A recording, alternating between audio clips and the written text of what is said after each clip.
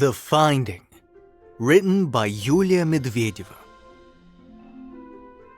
The little frog Thomas got to see his friend Lily only in summer when she came to visit her granny.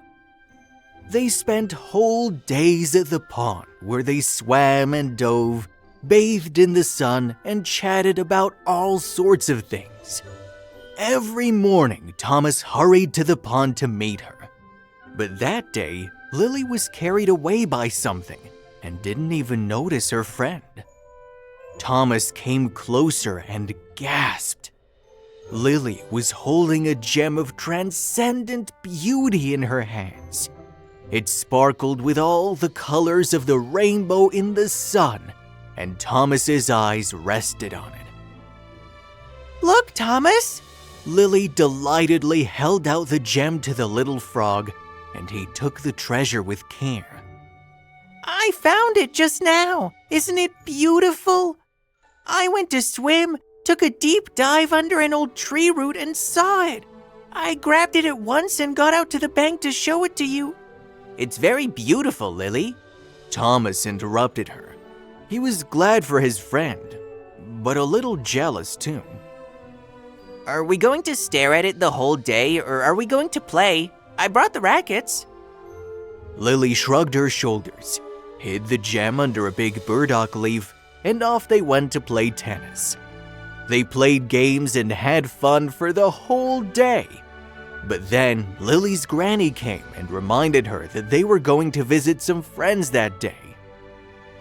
"Oh, yes! I forgot to tell you, Thomas. I'll come back later, but you don't have to wait for me. Bye-bye." "Bye, Lily." The little frog waved goodbye and started to gather his things when he noticed the gem. Lily forgot to take it with her. The frog picked it up and was just about to run after Lily when the sun began to sparkle so nicely on the surface of the gem. "Well, it's not a big deal if I play with it for a while. Anyway, Lily will be absent all day. She won't even know." Thomas pictured himself as a brave treasure hunter, and he had a lot of fun. But suddenly, it slipped out of his wet hand and fell into the water. He couldn't keep it from falling. "Oh no! What will I tell Lily?" Thomas worried. He dove in to find the gem. The water was muddy because of his playing, and there was no way Thomas could see the lost gem. Thomas waited until the mud subsided and the sun rays could make their way through the water. Finally, he noticed some glint. "I found it!" The frog was happy and swam closer. He grabbed at what he found, but it turned out to be just a piece of a mirror carp's scale. The frog was disappointed but continued his search. The gem couldn't just vanish into thin air. "Oh, here it is, just buried in the mud." The gem twitched and turned out to be the shiny back of a water beetle. The frog continued to look for the gem the whole day, but all in vain. When he got tired, he climbed back to the bank and suddenly saw Lily. Thomas realized that it was already night and his friend had come back home. She was peeping under each burdock leaf and sighing heavily. "Thomas, the gem, it's gone!" Lily told her friend and burst into tears. "Do you remember where I put it?"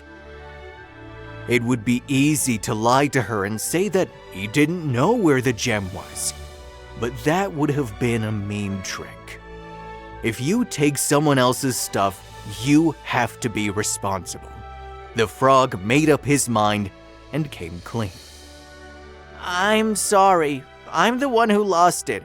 I won't take anyone's things without asking ever again, I promise. But I found this beautiful fish scale for you." Thomas handed the scale to Lily with embarrassment. "It also sparkles nicely. Please don't be upset, okay? I'll keep looking for the gem even if I have to spend the whole summer looking for it." "That was really wrong. You shouldn't have taken the gem without asking." Thomas's friend frowned. But you also told me the truth, which was brave and honest. Thank you.